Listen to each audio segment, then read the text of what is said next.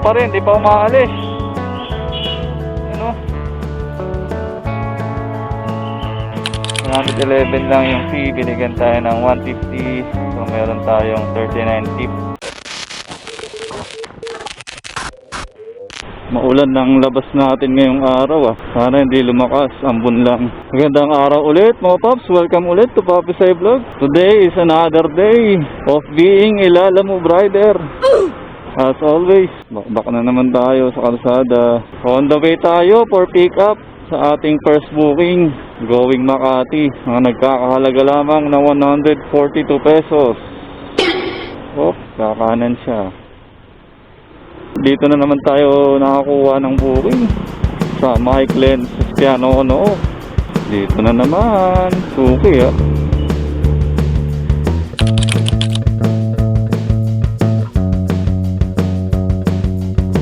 Second booking pala natin is papuntang Project 4 na nagkakahalaga ng 111 pesos.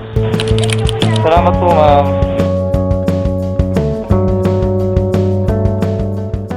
Alright, na-pick up na natin yung ating dalawang booking. Makulimlim ang kalangitan. Nagbabadya yung ulan. Well, anyway, naka-ready naman tayo. Siyempre, as Lalamove rider, meron tayong dalang kapote. Saka, plastic cover para sa ating cellphone. So, araw ng Miyerkules, time check is 12:40 ng tanghali. So, as always, ganitong oras palagi tayo nakakalabas. Hopefully, magandang biyahe ngayon. Well, anyway, maraming salamat po pala sa mga nag-subscribe ulit sa ating channel, sa mga kapwa ka-Lalamove natin na nakasuporta at naka-tune in sa ating munting channel. Maraming salamat po sa inyo. Shoutout po sa inyong lahat. So, malaking tulong na po yun sa munting channel natin, sa inyong pag-subscribe. Maraming salamat sa inyo. Ingat po palagi sa inyong biyahe sa araw-araw mga chong. Laban lang sa buhay. Kumita man tayo o hindi sa ating pagbiyahe, mahalaga makauwi pa rin tayo ng ligtas at maayos sa ating mga pamilya. Think positive lang, maging kalmado. I-enjoy lang ang paghahanap buhay. Enjoy lang ang buhay ng isang Lalamove rider. Think positive lang, sipag at syaga lang, then blessings will follow. So, bago tayo dumiretso ng Makati, so dadaan muna tayo ng Project 4 sa C5. So, doon din naman yung madalas na daan natin, C5. Then, pagka-drop natin doon, subukan natin kumuha pa ng pangatlong booking natin along the way papuntang Makati. Alright, so isa yun sa mga diskarte nating mga Lalamove rider, no? Yung kumukuha ng booking along the way. Sa ganung paraan is magiging maganda ang ating income. So, advantage lang kapag medyo kabisado mo na yung mga location, no? Pagka madalas mong dinadaanan. So, alam mo na kung ano yung mga tamang booking na kukunin mo para magawa mo yung diskarte ng along the way. Pagkuha ng booking ng along the way. So, kayo mga paps, nasubukan nyo na ba yung mag-along the way ng booking? So, kung nasubukan nyo na or kung ano man yung mga na-experience nyo, comment down below lang mga paps. Share your thoughts sa comment section.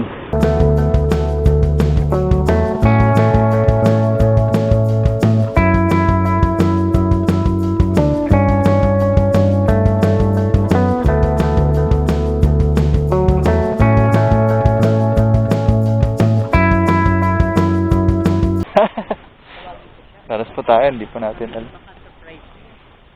Ito po. Sino nagpadala? Alam niya kaya? Ito po.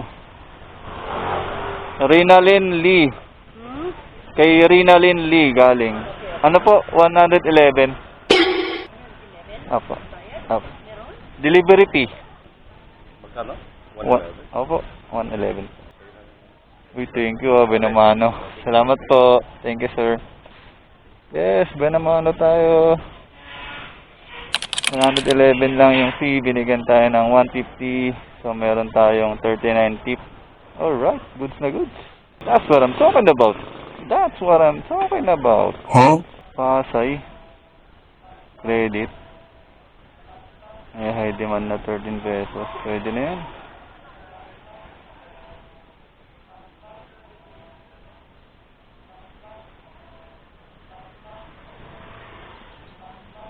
natagpuan na Oh yeah! Tampasay. Thank you po. Alright, na-pick up na natin. Proceed tayo dun sa next drop-off natin sa Makati. Alright, let's go.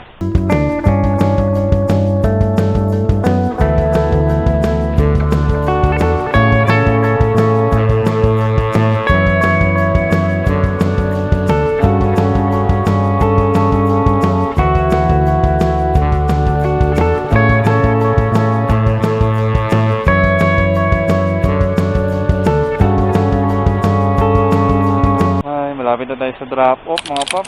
Kaso maulan dito sa Makati. Malamang isang booking natin papuntang Pasay. Ulan din dun.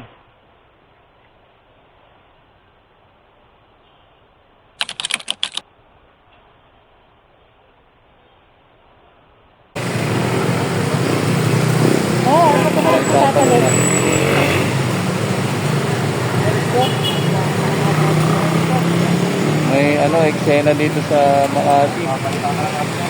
May tao gusto tumalon.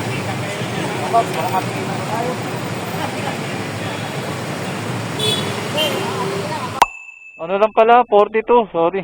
Di ko na. Sorry. Salamat po ah. Salamat. Okay, binigyan tayo ng 148 pesos. So may tip tayo na na 6 pesos kasi 142 lang yung rate. Oh, ano na nangyari? Tumalon na. Ganda. Natin nakita ah. Ano na nangyari dyan? Tumalon kaya siya? Ganda.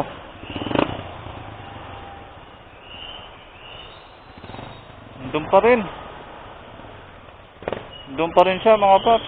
Di pa rin siya umaalis.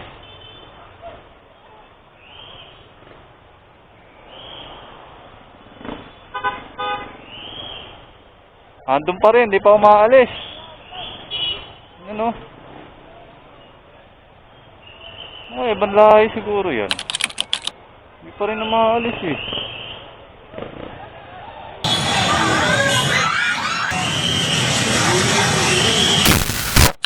Salamat po. Alright, may tip tayo na 8 pesos. Binigyan tayo 100. Lah. Huh? Lah.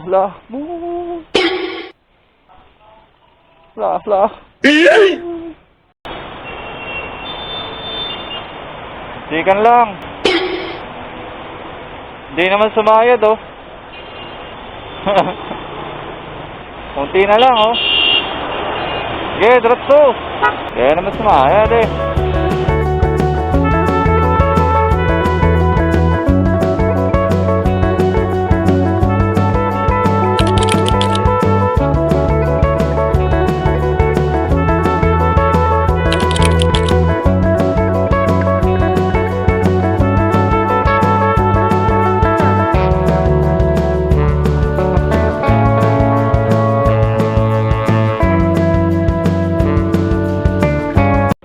Alright, naka-pick up na tayo.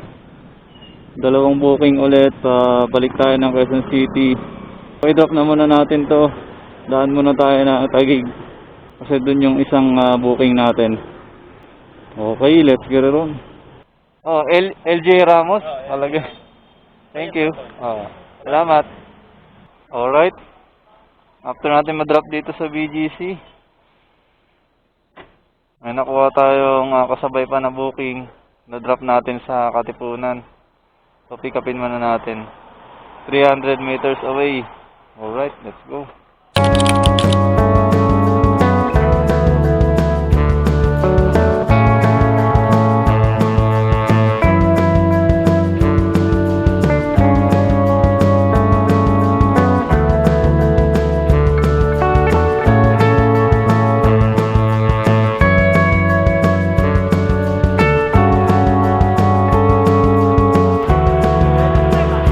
Apo yun po.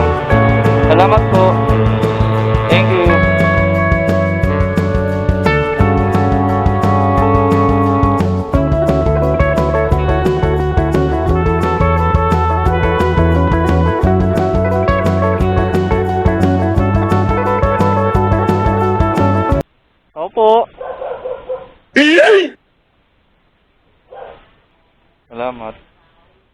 Alright folks, na-drop na natin yung last booking natin. So hindi na tayo kumuha kanina ng kasabay pa na booking pag-drop natin nung nasa ano tayo, C5 Katipunan. Gawa ng mahirap din na sobrang madidelay yung pagkain na yun itong sa last drop natin. Kaya diretso na lang natin. So that's all for today. Time check, alas 6 na pasado ng hapon, paggabi na. So ngayong araw naka 7 booking lang tayo, no. Ang isa doon is credit, the rest puro cash.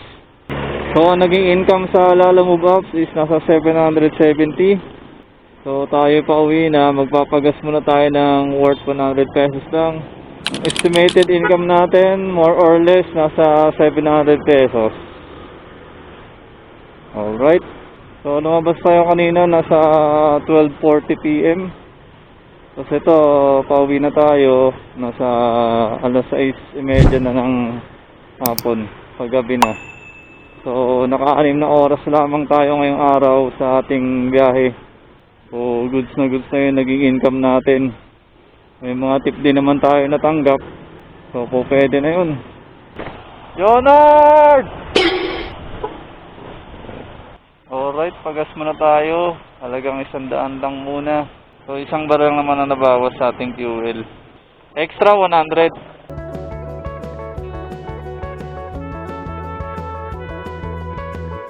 Yun, no?